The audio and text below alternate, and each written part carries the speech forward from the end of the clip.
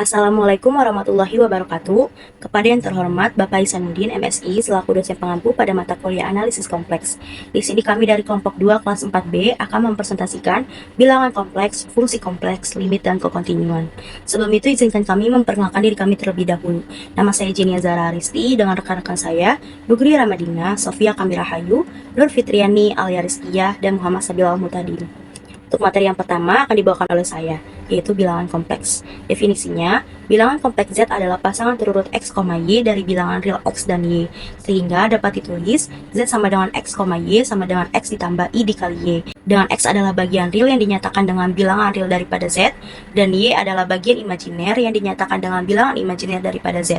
Dengan I sama dengan satuan imajiner, I sama dengan akar dari min 1 sama dengan 0,1. Untuk contohnya di sini ada bilangan kompleks Z sama dengan 3 ditambah 2 dikali I. Untuk bagian realnya yaitu 3 dan bagian imajinernya yaitu 2. Contoh lainnya yaitu bilangan kompleks Z sama dengan 6 dikurang 14 dikali I. Untuk bagian realnya yaitu 6 dan bagian imajinernya yaitu min 14. Selanjutnya di sini ada pola I pangkat N. Untuk I pangkat 1 sama dengan akar dari min 1, untuk I pangkat 2 sama dengan min 1, untuk I pangkat 3 sama dengan min I, untuk I pangkat 4 sama dengan 1, untuk I pangkat 5 sama dengan I, untuk I pangkat 6 sama dengan min 1, untuk I pangkat 7 sama dengan min I, dan untuk I pangkat 8 sama dengan 1. Di sini terlihat kelipatan 4-nya terus berulang.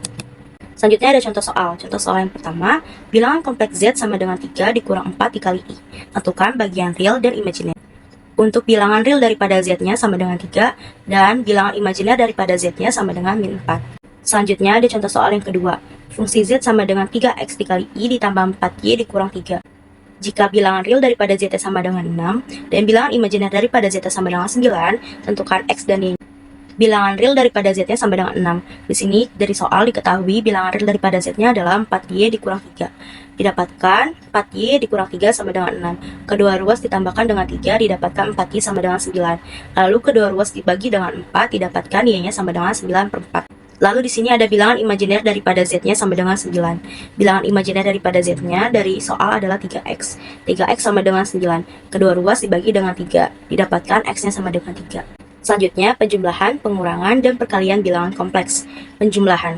Jika Z1 sama dengan X1 ditambah I dikali Y1, dan Z2 sama dengan X2 ditambah I dikali Y2, dengan Z3-nya sama dengan X1 ditambah X2, maka Z3-nya bilangan real ditambah bilangan real, dan bilangan imajiner ditambah bilangan imajiner. Di sini bilangan imajinernya difaktorkan, jadi didapatkan Z3-nya sama dengan dalam kurung X1 ditambah X2 ditambah I dalam kurung Y1 ditambah Y2. Untuk pengurangan sama saja dengan penjumlahan, bedanya di sini bilangan real dikurang bilangan real dan bilangan imajiner dikurang bilangan imajiner. Nah, untuk perkaliannya di sini jika Z1 sama dengan X1 ditambah I dikali Y1 dan Z2-nya sama dengan X2 ditambah I dikali Y2 dengan X3-nya sama dengan Z1 dikali Z2, maka Z3-nya dalam kurung X1 ditambah I dikali Y1 dikali dalam kurung X2 ditambah I dikali Y2. Di sini dikalikan satu-satu didapatkan Z3-nya sama dengan X1 dikali X2 ditambah I dikali X1 dikali Y2 ditambah I dikali X2 dikali Y1 ditambah I kuadrat dikali Y1 dikali Y2. Di sini kita ketahui I kuadratnya adalah min 1. Jadi didapatkan min Y1 dikali Y2. Sudah tidak ada I-nya lagi, jadi sudah menjadi bilangan real. Dan untuk I dikali X1 dikali Y2 ditambah I dikali X2 dikali Y1 kita faktorkan. Sehingga Z3-nya didapatkan dalam kurung X1 dikali X2 dikurang Y1 dikali Y2 ditambah I dalam kurung X1 dikali Y2 ditambah X2 dikali Y1. Selanjutnya adalah pembagian dan kesamaan bilangan kompleks. Untuk bagian pembagian, jika Z1 sama dengan X1 ditambah Y1 dan Z2 sama dengan X2 ditambah Y2, maka Z1 per Z2-nya adalah buka kurung X1 dikali X2 ditambah Y1 dikali Y2 per X2 kuadrat ditambah Y2 kuadrat tutup kurung ditambah I buka kurung X2 dikali Y1 dikurang X1 dikali Y2 per X2 kuadrat ditambah Y2 kuadrat tutup kurung. Nah, untuk kesamaan bilangan kompleks yaitu jika bilangan kompleks Z1 sama dengan X1 ditambah Y1 dan bilangan kompleks Z2 sama dengan X2 ditambah Y2, maka Z1 sama dengan Z2-nya adalah X1 sama dengan X2 alias bagian realnya sama dan Y1 sama dengan Y2 atau bagian imajinernya sama. Selanjutnya yaitu sifat aljabar terhadap bilangan kompleks. Himpunan semua bilangan kompleks bersama operasi perjumlahan dan perkalian membentuk bidang kompleks. Adapun sifat-sifat yang berlaku pada bidang bilangan kompleks Z1, Z2, dan Z3 adalah sebagai berikut. Yang pertama, sifat komutatif untuk perjumlahan. Z1 ditambah Z2 sama dengan Z2 ditambah Z1. Dan untuk perkalian, Z1 dikali Z2 sama dengan Z2 dikali Z1. Untuk sifat asosiatif di sini untuk perjumlahan, buka kurung Z1 ditambah Z2 tutup kurung ditambah Z3 sama dengan Z1 ditambah buka kurung Z2 ditambah Z3 tutup kurung. Nah, untuk perkaliannya serupa, beda di perkaliannya aja. Di sini buka kurung Z1 dikali Z2 tutup kurung dikali Z3 sama dengan Z1 dikali buka kurung Z2 dikali Z3 tutup kurung. Selanjutnya yaitu sifat distributif. Di sini ada Z1 dikali buka kurung Z2 ditambah Z3 tutup kurung sama dengan Z1 dikali Z2 ditambah Z1 dikali Z3. Untuk sifat identitas di sini 0 ditambah Z sama dengan Z ditambah 0 sama dengan Z. Untuk inverse penjumlahan yaitu Z ditambah min Z sama dengan min Z ditambah Z sama dengan 0. Untuk unsur kesatuan perkalian yaitu Z dikali 1 sama dengan 1 kali Z sama dengan Z. Di sini ada konjugat bilangan kompleks. Konjugat dari bilangan kompleks Z sama dengan X plus Y adalah simbolnya ini Z, atasnya ada garisnya gitu, atau biasa disebut Z konjugatnya sama dengan X min Y. Tadi bilangan kompleksnya ini plus, maka konjugatnya ini minus. Nah, perhatikan bahwa jika suatu bilangan kompleks ditambah bilangan kompleks itu sendiri tapi konjugatnya, maka kita mendapatkan hasil seperti ini. Buka kurung X ditambah Y tutup kurung ditambah buka kurung X min Y tutup kurung sama dengan 2X. Nah, untuk perkurangannya ini Z dikurang konjugat dari Z sama dengan buka kurung X ditambah Y tutup kurung dikurang buka kurung X min Y tutup kurung sama dengan 2Y. Di sini perkaliannya suatu bilangan kompleks dikalikan bilangan kompleks itu sendiri tapi konjugatnya yaitu buka kurung X ditambah Y tutup kurung dikali buka kurung X dikurang Y tutup kurung. Di sini perkaliannya seperti biasa, X kali X kuadrat, X dikali min Y ini min IXY, Y dikali X ini plus IXY, dan Y dikali min Y ini min Y kuadrat Y kuadrat. Maka diperoleh X kuadrat ditambah Y kuadrat, atau tinggal menghitung besarnya real dikuadratkan ditambah bagian imajinernya dikuadratkan. Contohnya, sekawan dari 3 ditambah 2i adalah 3 min 2i.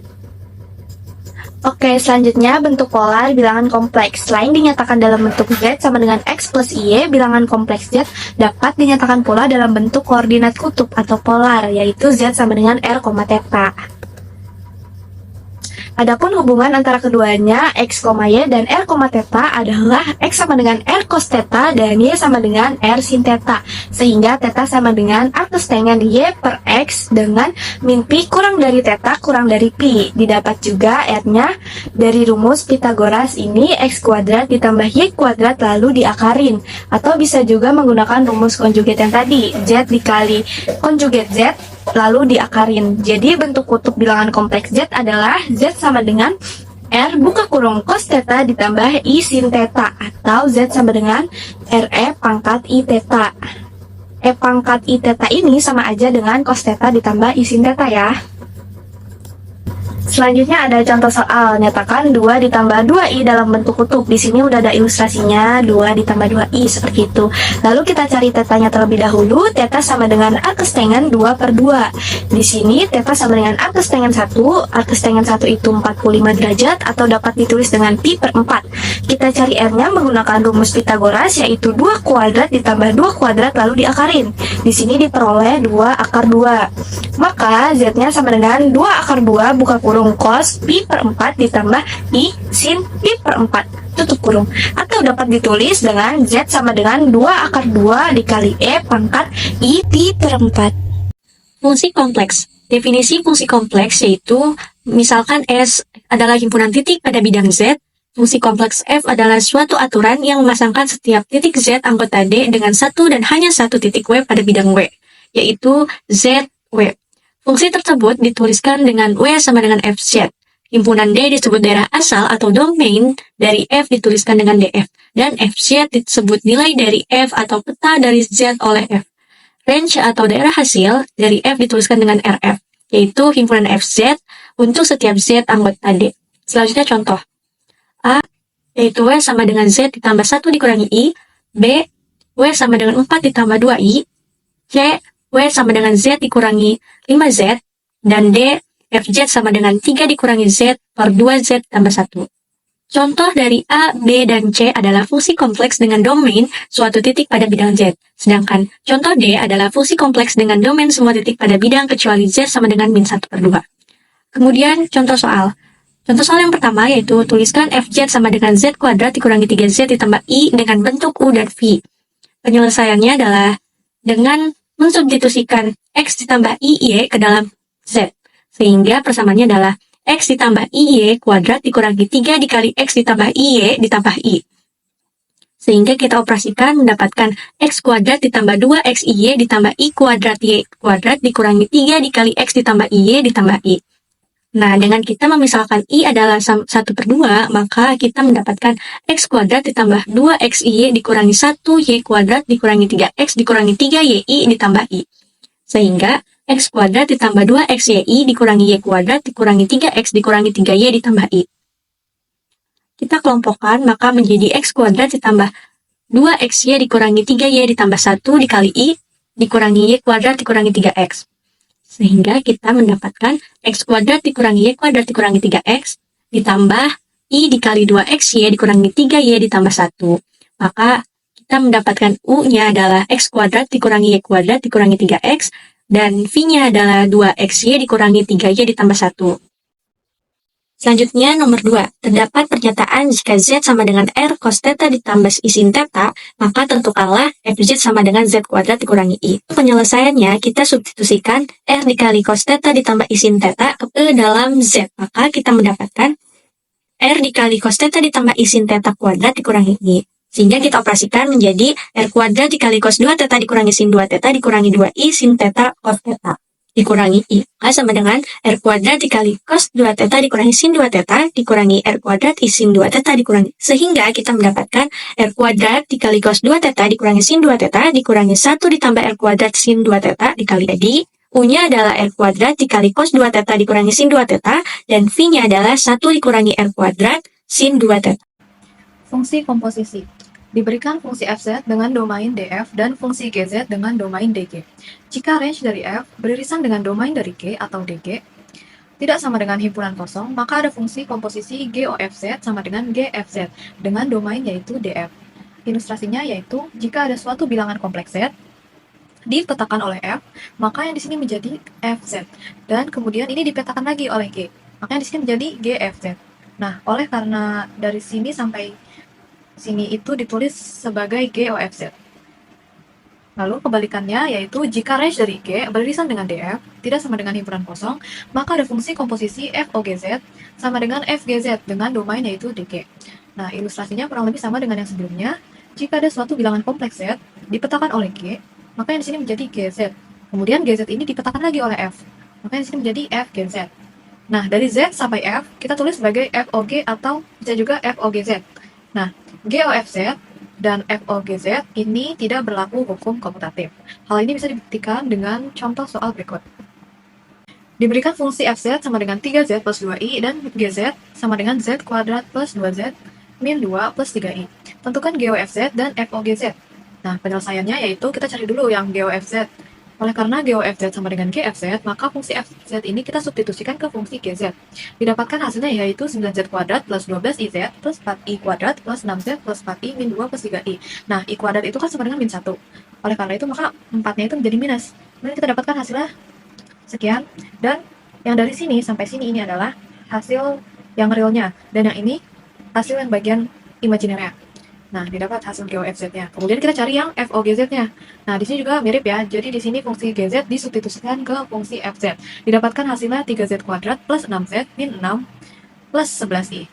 Oleh karena hasilnya ini tidak sama, maka GOFZ tidak sama dengan FOGZ atau bisa disebut tidak komutatif. Baik, materi selanjutnya yaitu kekontinuan. Definisinya, misalkan FZ terdefinisi di D pada bidang Z dan titik Z0 terletak di dalam D. Fungsi FZ dikatakan kontinu di Z0 apabila limit Z mendekati Z0 FZ sama dengan FZ0. Ada 3 syarat FZ kontinu di Z0. yaitu yang pertama fz0 ada, yang kedua limit z mendekati z0 fz ada, dan yang ketiga limit z mendekati z0 fz sama dengan fz0. Jika satu dari ketiga syarat tersebut tidak terpenuhi, maka fz tidak kontinu di z0. Perhatikan contoh soal berikut.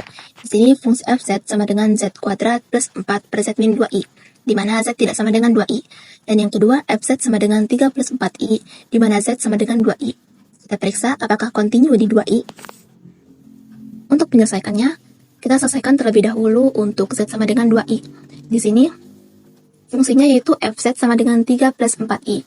Kita substitusikan, z sama dengan 2i, maka menjadi 2i sama dengan 3 plus 4i. Ini berarti syarat yang pertama sudah terpenuhi. Kita periksa syarat yang kedua. Di sini limit z mendekati z0 fz. Karena z mendekati z0, ini berarti z-nya tidak sama dengan 2i. Maka kita menggunakan fungsi yang ini, yaitu menjadi limit z mendekati 2i, z kuadrat plus 4 per z min 2i. Kita faktorkan, maka menjadi limit z mendekati 2i, z min 2i kali z plus 2i per z min 2i. Karena z min 2i saling menghabiskan, maka menjadi limit z mendekati 2i, z plus 2i. Kita substitusikan, z sama dengan 2i, maka menjadi 4i. Di sini, fz-nya tidak sama dengan limit z mendekati z0 fz, maka tidak kontinu di z sama dengan 2i. Selanjutnya, kita selesaikan yang z tidak sama dengan 2i. Di sini fungsinya fz sama dengan z kuadrat plus 4 per z min 2i. Maka menjadi fz0 sama dengan z min 2i kali z plus 2i per z min 2i. Karena z min 2i saling menghabiskan, maka menjadi z plus 2i. Kita substitusikan z sama dengan z0, maka menjadi z0 plus 2i. Ini berarti syarat yang pertama sudah terpenuhi. Kita periksa syarat yang kedua, yaitu limit z mendekati z0, z kuadrat plus 4 per z min 2i. Kita faktorkan, maka menjadi limit z mendekati z0, z min 2i kali z plus 2i per z min 2i. Karena ini saling menghabiskan, z min 2i, maka menjadi limit z mendekati z0, z plus 2i. Kita substitusikan z mendekati z0, maka menjadi z0 plus 2i. Ini berarti syarat yang kedua juga sudah terpenuhi. Dan fz0 sama dengan limit z mendekati z0 fz. Ini berarti kontinu di z tidak sama dengan 2i. Selanjutnya ada limit. Limit ini memiliki 3 teorema. Teorema yang pertama, jika fungsi f mempunyai limit untuk z menuju z0, maka nilai limitnya tunggal. Teorema yang kedua, misalkan z sama dengan x, y sama dengan x ditambah i, y, dan fungsi z-nya adalah ux, y ditambah i, vx, y dengan domain D. Maka titik z0-nya sama dengan x0, y0 sama dengan x0 ditambah i dikali y0 di dalam domain D atau batas D. Teorema yang ketiga, misalkan fungsi f dan g limitnya ada, maka limit fungsi f-nya adalah a dan limit fungsi g-nya adalah b. Baik, di sini ada dua contoh soal. Contoh yang pertama adalah limit z mendekati i, z kuadrat ditambah 1 per z dikurangin i. Untuk z kuadrat ditambah 1, kita uraikan menjadi z ditambah i dan z dikurangin i. Maka limit z mendekati i, z ditambah i dikali z dikurangin i per z dikurangin i. Karena di atas dan di bawah ada angka yang sama, yaitu z, kita coret, dan menjadi limit z mendekati i, z ditambah i. Nah, untuk z-nya kita ubah menjadi i, maka hasilnya menjadi 2i. Contoh yang kedua, limit z mendekati i, fungsi z sama dengan z dikali z kuadrat ditambah 2 dikurang i dikali z dikurang 2i per z dikurangi i, dengan syarat z tidak sama dengan i. Nah, untuk fungsi z-nya kita aksenkan atau kita turunkan menjadi limit z mendekati i 3z kuadrat ditambah 2 dikali 2 ditambah i dikali z dikurangin 2i per 1. Nah, untuk z-nya kita ubah menjadi i, maka 3 dikali i kuadrat ditambah 2 dikali 2 ditambah i dikali I dikurangin 2I. Maka hasilnya adalah negatif 1 ditambah 2I.